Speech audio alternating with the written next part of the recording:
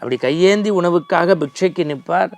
அந்த அம்மா 4 ரொட்டிகளையும் டால்னு சொல்லக்கூடிய உணவு பதார்த்தத்தையும் கொண்டு வந்து கொடுப்பார். அப்படி கடும் பசி வாயில் வைக்க போகிறவர் தன்னை நோக்கி வரக்கூடிய 2 நாய்க்குட்டிகளுக்கு ரசித்து ருசித்து கொடுத்து விட்டு பல மணி நேரம் பார்த்து கொண்டிருப்பார்.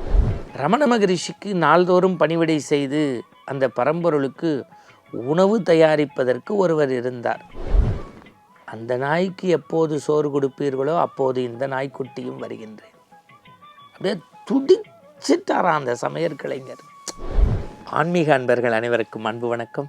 மீண்டும் உங்கள் அனைவரையும் உங்கள் பிரசித்தி பெற்ற ஆன்மீகத்தில் புதுமையை, புரட்சியை, வித்தியாசத்தை நாள்தோறும் செய்து கொண்டிருக்கக்கூடிய புதிய புதிய செய்திகளை புதிய பரிமாணத்தோடு பல்வேறு பகுதிகளாக பிரித்து தரக்கூடிய ஜெயா தொலைக்காட்சியின் அருள் நேர பகுதியில் ஆனந்த ஆரம்பத்தில் சந்திப்பதில் இரட்டிப்பு மகிழ்ச்சி.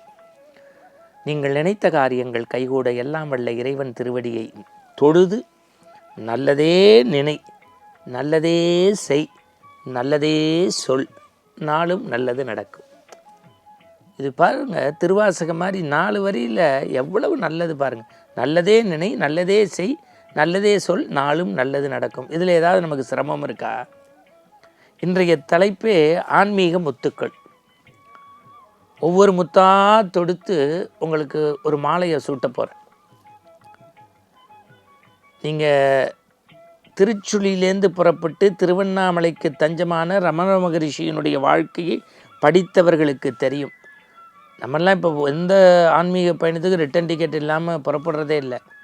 திருச்சுழியிலிருந்து புறப்பட்டவர் இவனிடத்தில் தஞ்சம் பெறப்போகின்றோம். யார்? அம்மையே அப்பா ஒப்பிலாமணியே அன்பின் விடைந்த ஆரமுதேன்னு சொல்லக்கூடிய, நினைத்தாலே முக்தி தரக்கூடிய தளத்திற்கு வந்து தன்னை கரைத்தார்.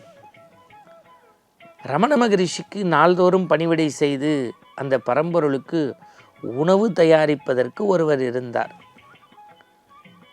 ஆனால் அவருடைய போக்கு எப்படி என்று கேட்டால், அவர் உணவை செய்து முடித்த பிறகு அதனுடைய சுவைமிகு வாசனைப்பட்டு ஒரு பைரவர் நாய்க்குட்டி எப்போதும் சுற்றி சுற்றி வந்து இடைஞ்சல் செய்யும். இது அந்த சமையற்கலைஞருக்கு பொறுக்கவில்லை. ஒரு நாள் அதை திட்டி தீர்த்தி தன்னுடைய கோபத்தால் விரட்டி விட்டார். அதை ஓரமாக ரமணர் பார்த்து விட்டார்.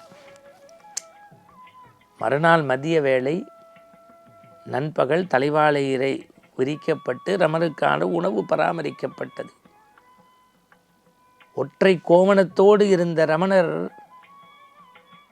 இந்த உலக வாழ்க்கையை வெறுத்து ஓரமாக நின்று மலையடிவாரத்தில் நின்று மனம் விட்டு குமரி அழுகின்றார். எல்லோரும் போய் நிற்கிறார்கள், சமையற்கலைஞர் உட்பட. தாங்கள் செய்த தவறு என்ன என்று கேட்டபோது, அந்த நாய்க்கு எப்போது சோறு கொடுப்பீர்களோ அப்போது இந்த நாய்க்குட்டியும் வருகின்றேன். அப்படியே துடிச்சிட்டாராம் அந்த சமையற்கலைஞர். ஒரு வாயில்லா ஜீவனாக தன்னை மாற்றிக்கொண்டு, அதற்கு நீங்கள் உணவில்லை என்று சொன்னால் எனக்கு எதற்கு இந்த சதைப்பிண்டத்திற்கு உணவு எதற்கு? இந்த உடம்பை குஷிப்படுத்துகின்ற உணவு நானாவது கேட்டு பெற முடியும், கேட்க முடியாத அந்த நாய்க்கு இல்லை என்று சொல்லீர்களே என்று கண்ணீர் விட்ட போதுதான் கருணை என்பது மனிதர் மட்டுமல்ல, விடங்கிடத்தில் செய்வதும் கருணை என்பதை பாடம் எடுத்திருக்கின்றார் அந்த பரம்பொருள். நீங்கள் நம்ம நாட்டில் மட்டும் இல்லை, வடநாட்டில் ஷீரடி பாபா இன்னைக்கு அந்த வழிபாடு பல இடங்களில் பறந்து விரிந்திருக்கிறது. சின்ன சின்ன பாதம், சிங்கார பாதம், உலகை ஆள வந்த சாய்நாதர் பாதம். இந்த சாயினுடைய சரித்திரத்தில் இன்னும் சாய் சத்சங்கத்தில் ஈடுபடுறவங்களுக்கு தெரியும். ஒரு தடவை குருநாதர் போயிட்டே இருக்காரு, கடும் பசி. அவருக்கு மீது அன்பு செலுத்தக்கூடிய ஒரு பிராட்டி இடத்தில், ஒரு பெண்மணி இடத்தில் அப்படி கையேந்தி உணவுக்காக பிக்ஷைக்கு நிற்பார். அந்த அம்மா 4 ரொட்டிகளையும் டால்னு சொல்லக்கூடிய உணவு பதார்த்தத்தையும் கொண்டு வந்து கொடுப்பார். அப்படி கடும் பசி வாயில் வைக்க போகிறவர் தன்னை நோக்கி வரக்கூடிய 2 நாய்க்குட்டிகளுக்கு ரசித்து ருசித்து கொடுத்து விட்டு பல மணி நேரம் பார்த்து கொண்டிருப்பார். ஆனால் இந்த பரம பக்திக்கு சற்று கோபம்.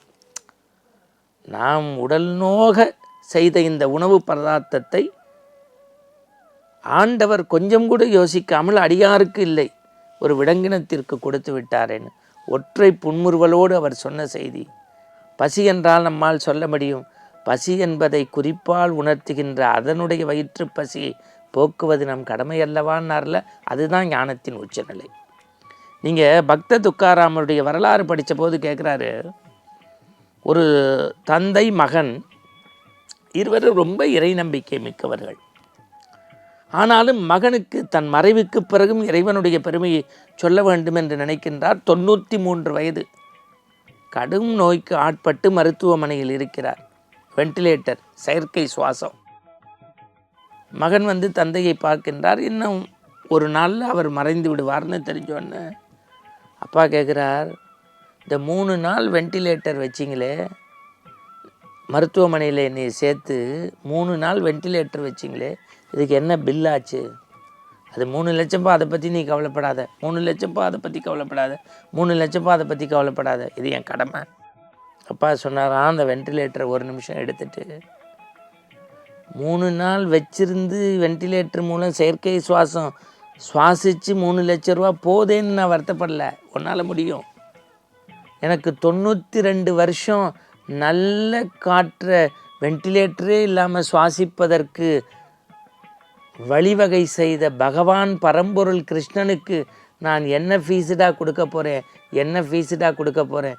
எவ்வளவு நாள் ஆரோக்கியமாக வச்சாரே. அப்போ இறக்கும் தருவாயில் கூட இறை நம்பிக்கையை விதைப்பது தான் ஞான முத்துக்கள். இந்த முத்துக்கள் நாளையும் தொடரும். நன்றி.